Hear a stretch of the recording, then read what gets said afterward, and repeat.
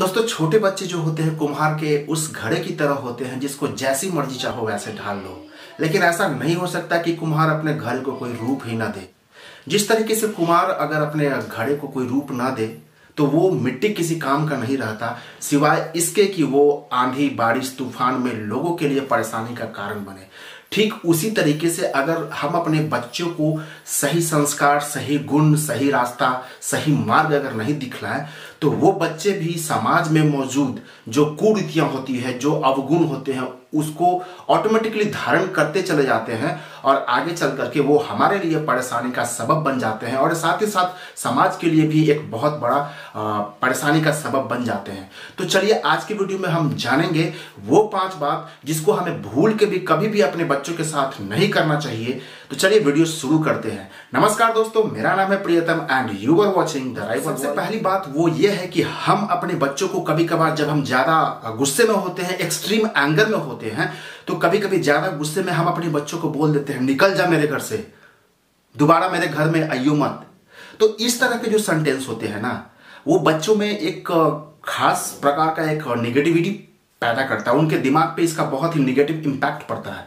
आप कल्पना कीजिए कि बच्चा अगर आपका छोटा है तो ऐसा हो सकता है कि कुछ समय के लिए आपसे दूर चला जाए और आस पड़ोस में जाकर के बैठ जाए, लेकिन वो जैसे ही आपके द्वारा कही गई बातों को भूले तो फिर दोबारा वो आपके पास आ जाए। लेकिन ध्यान रहे, अगर वही बच्चा बड़ा हो और बच्चे जब बड़े हो जाते हैं, उनमें जब सोचने समझने की शक्ति आ जाती है और उस कंडीशन में अगर आप अपने बच्चों को इस तरह का जो नेगेटिव वर्ड्स होता है, नेगेटिव सेंटेंस होता है, रूड सेंटेंस होता है, इस तरह का सेंटेंस अगर आप अपने बड़े बच्चों को बोल दिए तो गनीमत समझिए। कभी कभार ऐसा भी हो सकता है कि वो बच्चा दोबारा से लौट करके आपके पास आए या फिर ना भी आ सकते हैं।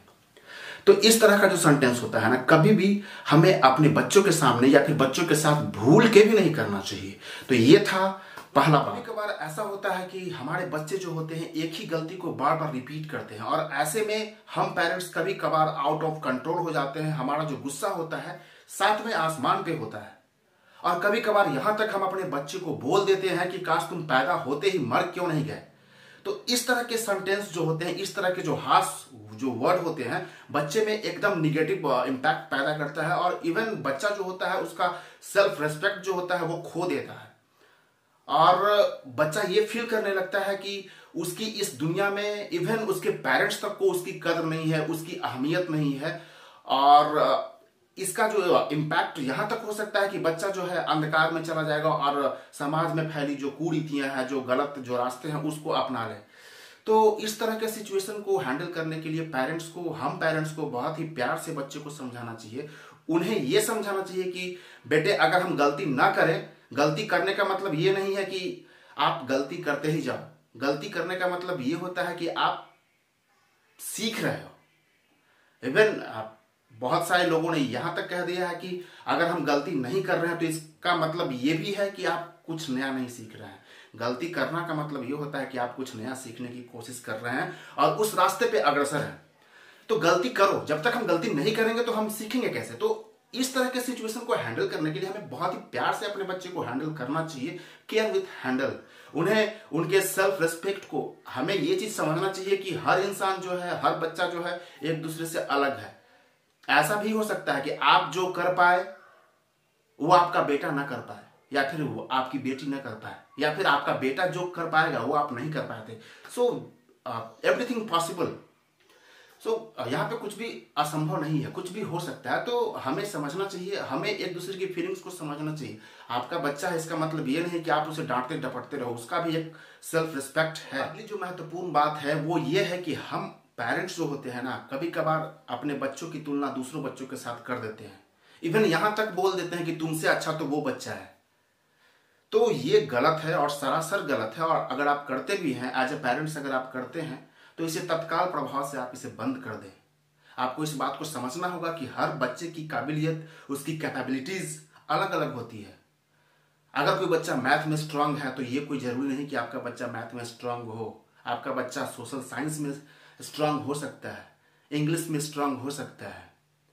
आपको इस बात को समझना होगा कि जब सचिन तेंदुलकर 10वीं फेल होते हुए भी पूरी दुनिया में क्रिकेट में अपना नाम रोशन कर सकता है, तो फिर आपका बच्चा क्यों नहीं। किसी खास पार्टिकुलर सब्जेक्ट में फेल हो जाने से या फिर मैट्रिक में ही फेल हो जाने से ऐसा कोई जरूरी नहीं कि आपका बच्चा बस मंद बुद्धि ही है। हो सकता है कि उसकी संभावनाएं, उसकी जो काबिलियत है कहीं और ले जाएगी। ऐसा भी हो सकता है कि पढ़ाई में उसका मन नहीं लगता हो सकता है।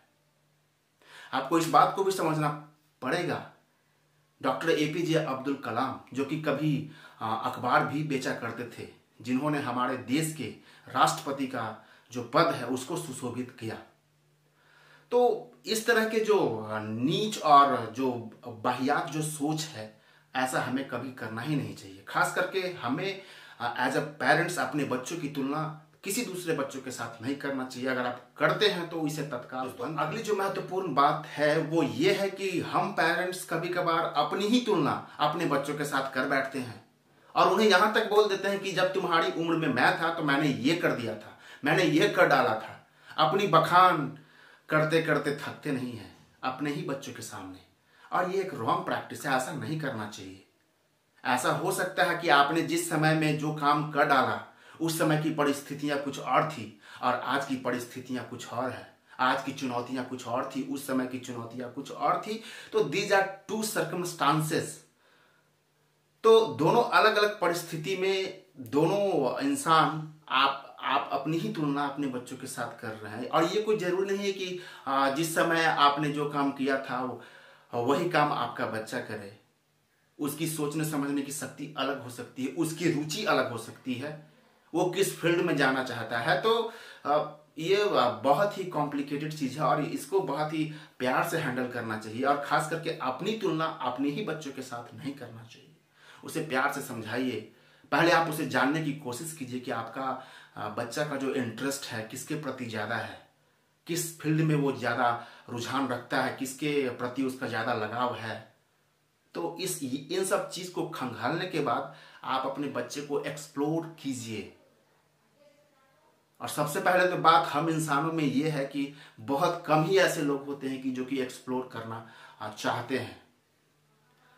आप सिंपल सा आप देख लीजिए, अगर हमारे पास गैजेट्स है, इलेक्ट्रॉनिक गैजेट्स, हम फोन की बात कर रहे हैं, सेल फोन की बात कर रहे हैं। सेल फोन में मैक्सिमम लोग ऐसे हैं जिनको सिर्फ फोन आने से मतलब है और फोन पे बात करने से मतलब है, और बाकी फोन में क्या क्या उसमें फैसिलिटी है, क्या क्या फोन के थ्रू हम क्या क्या कर सकते हैं। तो ये सब चीज एक्सप्लोर करने की चीज है। आप हमारे हर फील्ड में आपको एक्सप्लोर करने की जरूरत पड़ेगी। जब तक आप एक्सप्लोर करेंगे नहीं तो फिर आप सबसे महत्वपूर्ण बात ये है वो ये है कि हम अपने बच्चों को कभी कभार ये ताना मार देते हैं कि तुम तो बहुत ही धीरे काम करते हो। अरे भाई, आपको समझना पड़ेगा कि आप जिस काम को कंटिन्यू करते आ रहे हैं, जैसे माँ अगर रोटी बेलती है तो वो कंटिन्यू रोटी ही बेलती है, तो रोटी बेलने का काम तो वो फास्ट करेगी ही। और आप अपने बच्चे को अचानक से कोई काम दे दिए कि तुम ये कर दो, और उसमें अगर वो टाइम ले लिया तो आप अपने बच्चे को बोल रहे हो कि तुम ज्यादा टाइम ले लिए। आपको इस चीज को समझना पड़ेगा कि practice makes a man perfect. और हम जो काम करते हैं उस काम में धीरे धीरे निपुणियत आ जाती है। उस काम को करने की जो क्षमता होती है, उस काम को करने की जो गति होती है वो बढ़ जाती है। अगर एक ही काम को डेली हम कर रहे हैं तो उस काम को बेटर तरीके से करेंगे और बेटर वे में करेंगे और फास्ट करेंगे। तो इस चीज को हमको समझना पड़ेगा। तो ये थी कुछ बातें जो कि हमें अपने पेरेंट्स को हमें अपने बच्चों के साथ एज ए पेरेंट्स कभी नहीं करना चाहिए। तो अगर आप करते हैं तो प्लीज इसे स्टॉप कर दें। तो दोस्तों, आज की वीडियो में बस इतना ही। अगर आपको वीडियो पसंद आया तो प्लीज वीडियो को लाइक करें और हमारे चैनल को सब्सक्राइब करना और ना करना ये तो बात की बात है। अगर वीडियो पसंद आया, कुछ सीखे इससे, तो प्लीज हमारे वीडियो को लाइक करें और शेयर करें। धन्यवाद। जय हिंद, जय भारत।